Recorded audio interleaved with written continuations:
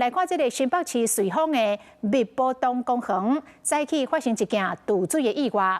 一个大约50多岁男子，甲朋友去遐畅水，要爬上岸顶的时阵，竟然常常意识昏迷，失去着呼吸心跳。新北市消防局接到通报，紧急赶到场救人，而且送病院来抢救。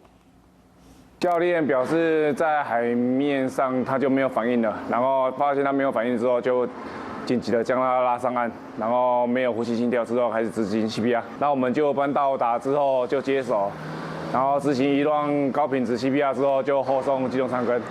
做伙去的朋友讲，因烧酒到密波东公园的海域来畅水，想袂到畅水了后，要爬起伫岸顶的半路，这个朋友突然间意识昏迷，当场失去着生命现象。